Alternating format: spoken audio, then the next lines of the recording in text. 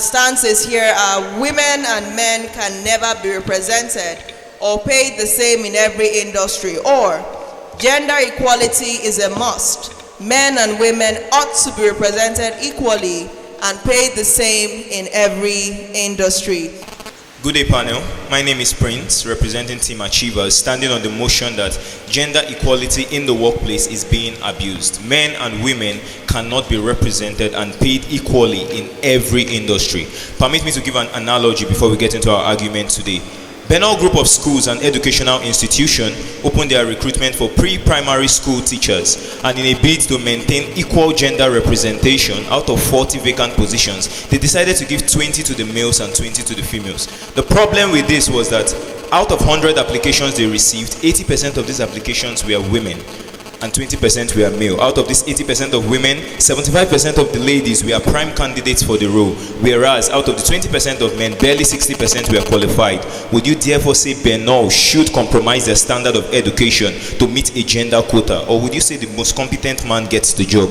Our argument today is not one of morality or sentimentality. You have to understand that the core determinants of representation and pay in the workplace are not exclusive or solely dependent upon gender. The questions I want you to have at the fore of your mind in the argument today is this: do men and women show equal amount of interest in every industry? Do men and women deliver the same level of generated revenue, the same output, the same workload?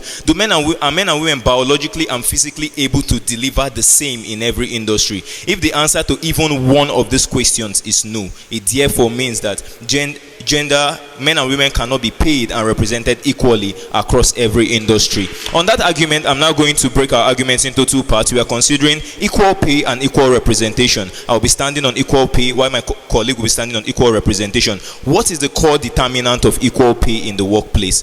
For industries that do not use a standardized salary scale, the core determinant of of pay in those industries is generated revenue, your influence and your value, and risk attached to the roles. These include roles like sports, we have roles like modeling, we have roles like entertainment. Now let's consider these industries very strongly. There are some industries that you have to admit with me that ladies generate more revenue or do better than men in those industries. It is not a matter of discrimination, it is just that they do better based on information available. And there are industries that men do better. A vivid example is modeling. Giselle Buncan, the highest paid modeler of 2013, because that was the last time Forbes published a list of highest paid male models, earned $42 million in 2013, whereas the highest paid male model earned $1.5 million.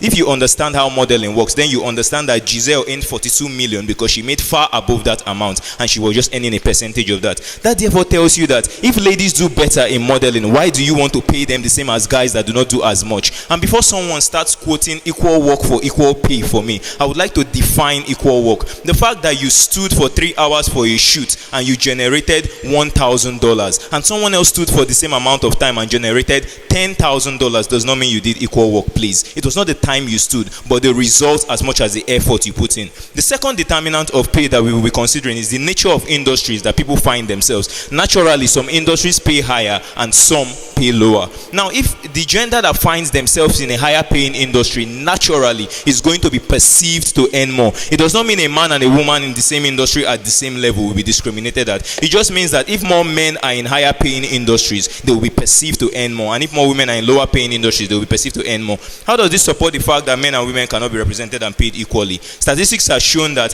when given the freedom of choice, particularly in very egalitarian societies, women still drift to certain career paths which tends to be lower paying, while men drift to certain career paths which tend to be higher paying. As a matter of fact, Pew Research Center UK states that the average STEM worker earns 2/3 above people in most other fields. So if men dominate STEM, that means men are going to be perceived to earn 2/3 higher than women. It, however, does not mean that there is a discrimination between men and women. It just means that you picked your industry, so naturally you are going to face the pay for that industry. If your employer can't pay you, you cannot expect to earn equal amount of time. Same thing happens with sports, for instance. So where you have athletes in male soccer that generate revenues as high as $10 earn as high as over 10 million in a single season, and you have female athletes that do 200 million, you cannot expect that they will be paid the same. This is my argument on the fact that men and women cannot be paid equally in every industry. Understand, I emphasize the fact, every industry. You can pick a few industries, but if it can't apply to every industry, it is a fallacy. Thank you.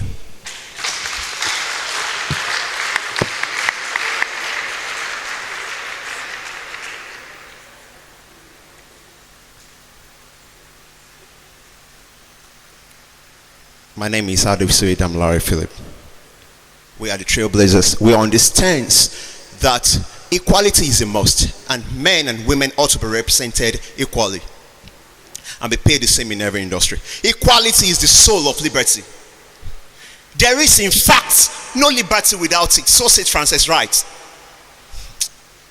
Humanity is of two sides, the male and the female.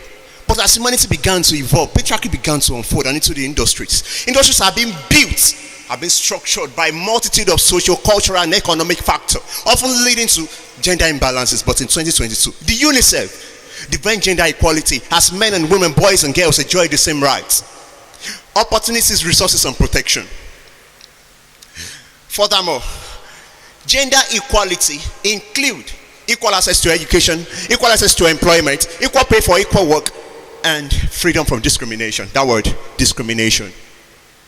I quote from Article 1 of the UDHR, the Universal Declaration of Human Rights, which says that all human beings, all of us, we are born free and equal and should be treated the same way. Unfortunately, most of our women, most of our girls have been denied of these rights.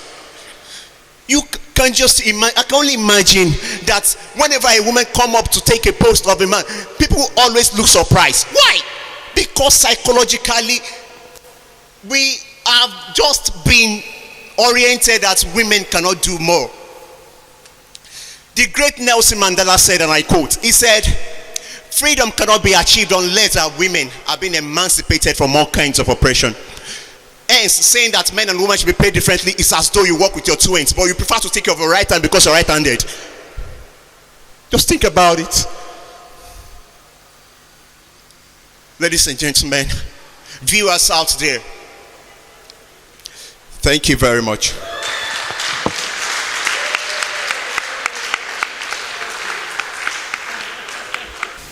Men and women cannot be represented equally or paid the same in every industry. This is an absolute fact. This is not because they are being discriminated. This is not because they are being discriminated against. Rather, this is associated to certain factors such as the biological factors. It is also associated to the varying number of men and women that indicate interest in a particular field. I would like to throw a question to the audience.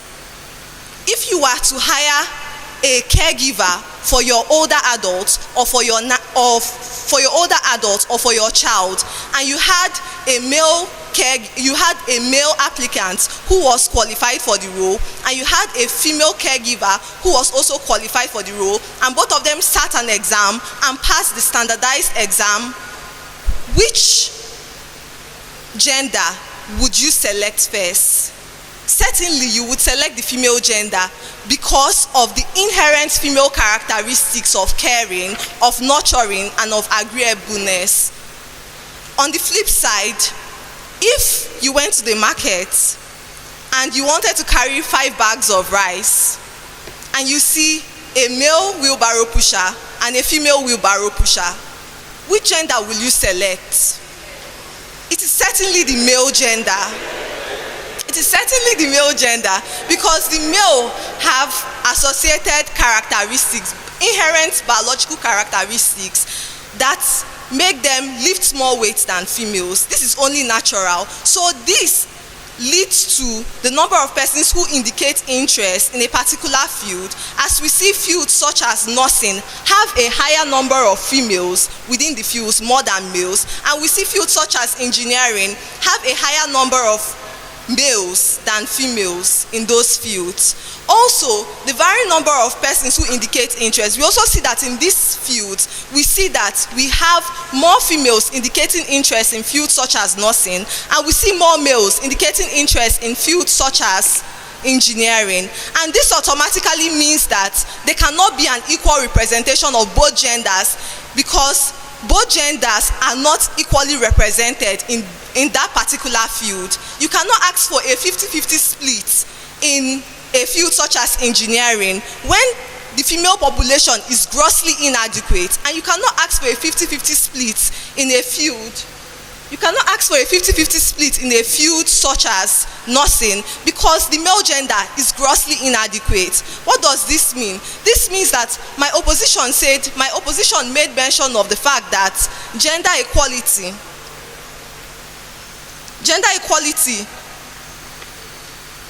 has to do with an equal representation of both male and female, but this is not the true meaning of gender equality. Gender equality does not necessarily mean having a 50-50 split of both genders in the workforce. Rather, gender equality means giving everybody the chance to actually succeed irrespective of gender but based on merit. Thank you very much.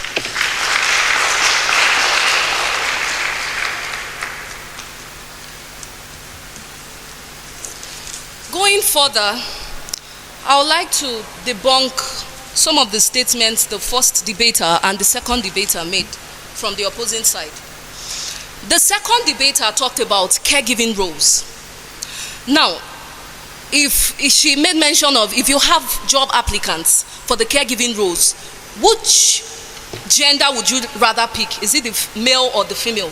Now, society, it's a societal construct. We've been told that caregiving roles are for women and not for men. It's something we grew up with, but why should caregiving roles be for men, be for women alone and not for men? I would like to say that there is a need for a cultural shift and an overhaul of our social ideals. If our females are taught to be useful around the home, in domestic chores and caregiving responsibilities, our boys should be taught the same as well. Both parents produce the child, so it shouldn't be one gender taking care of that child. It should be both the male and the female parents giving care to the children they produce.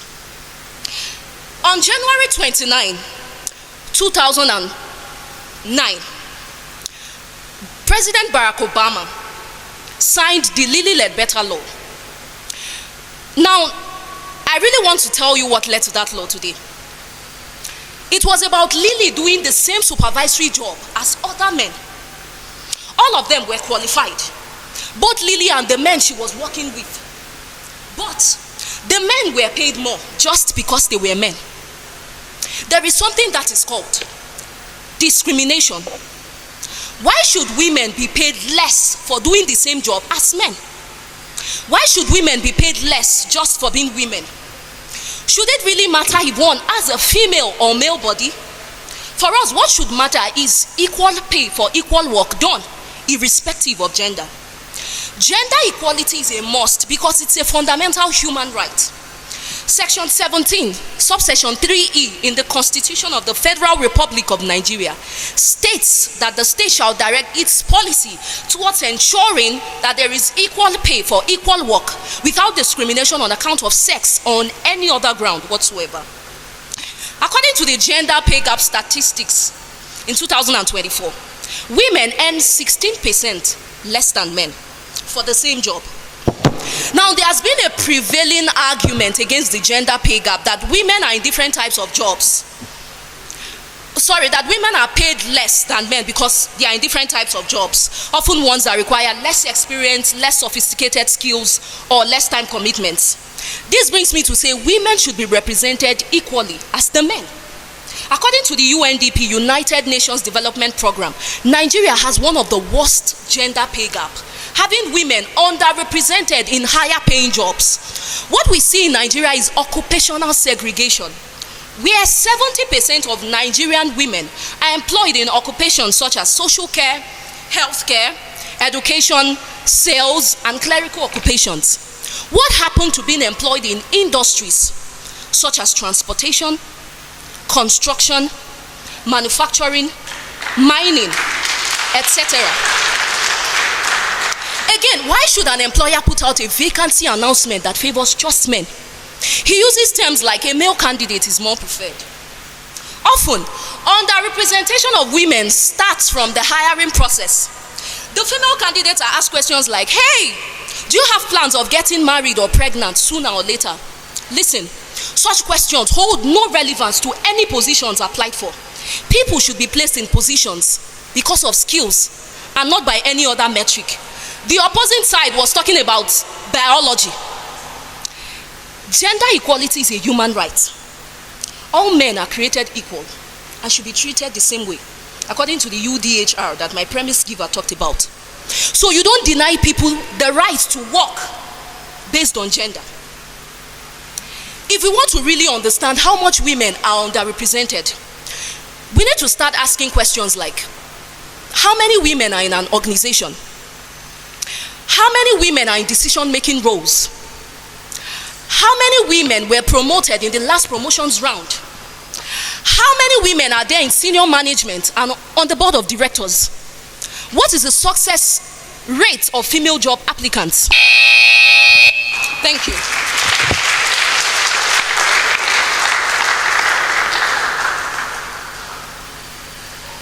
I couldn't help notice that my opponent are more or less like feminists, and I commend my colleagues for an unbiased presentation.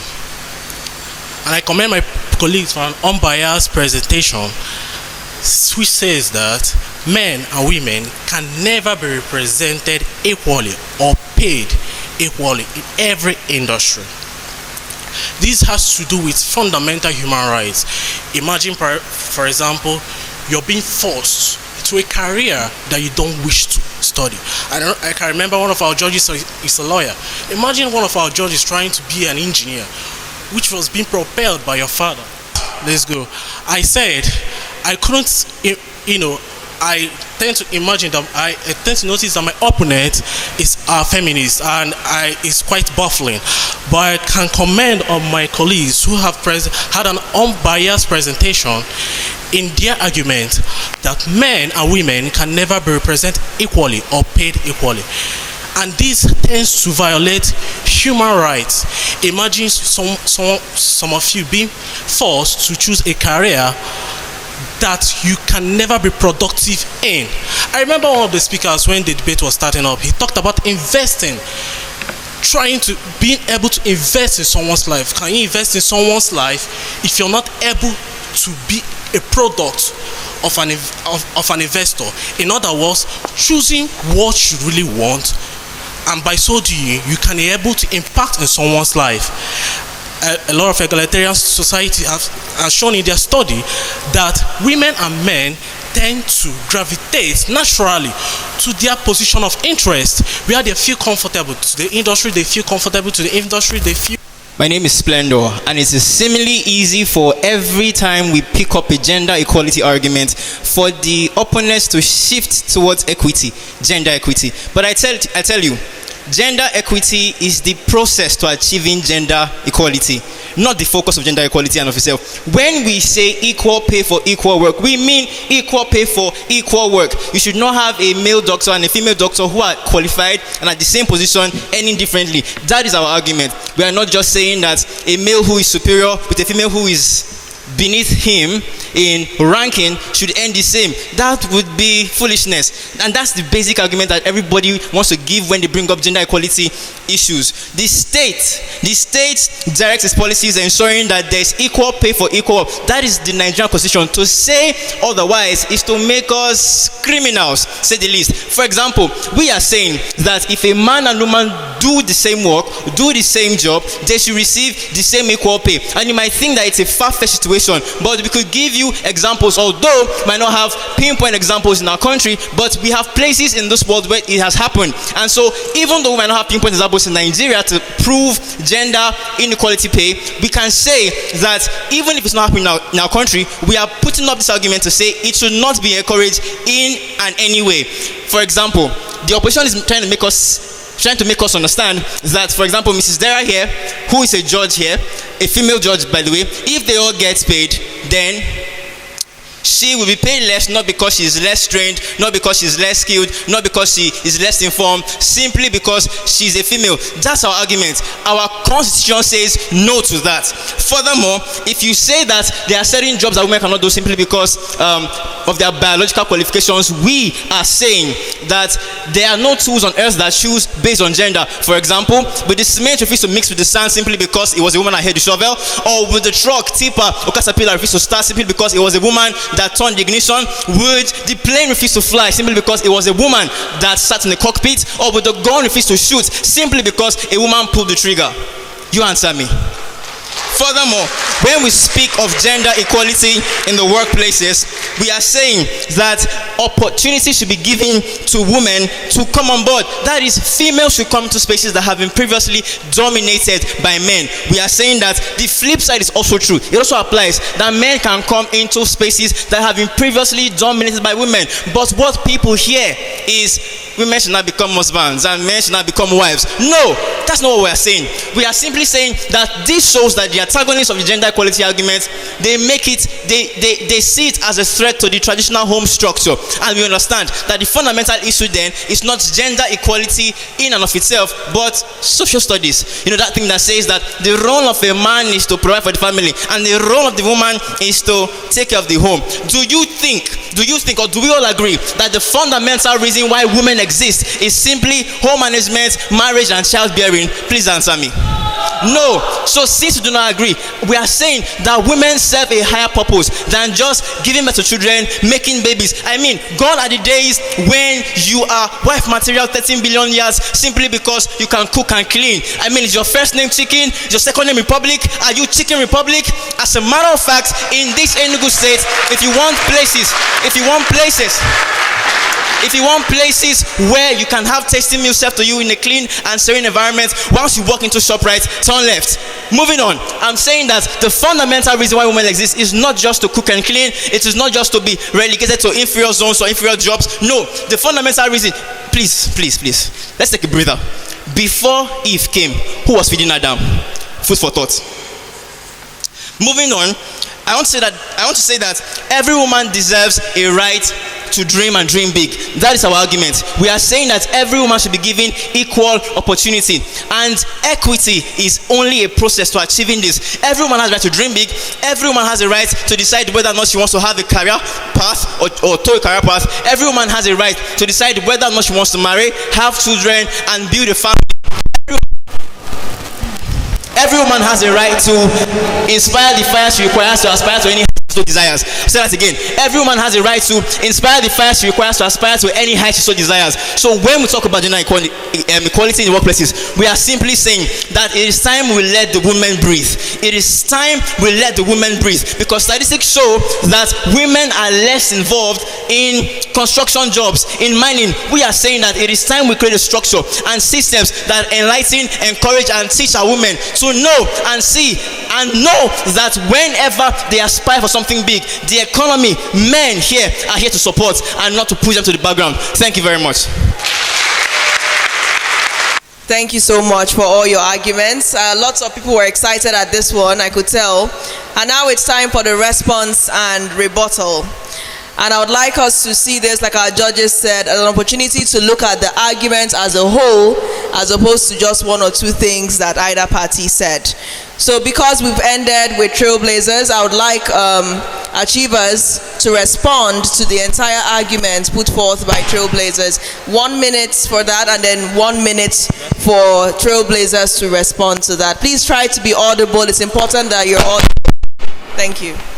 Thank you very much, and I commend my opposition for their very strong arguments. However, I would like to remind you of your topic.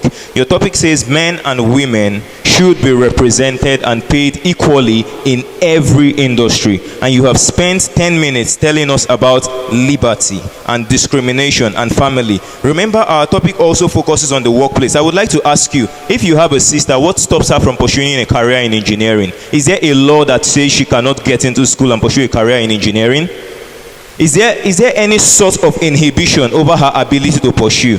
And why you emphasize that we should give men and women a breather, we do not argue with that. Understand that your argument here today is not on it's not just on giving equity to opportunities. You are saying they should be paid and represented equally in every single industry, correct? Is that your argument? And if they are to be represented and paid equally in every single industry, that serves to show that they have to first of all show interest in that industry. If you have 1,000 men and you have 300 women, please pray tell, how do you want to have 5?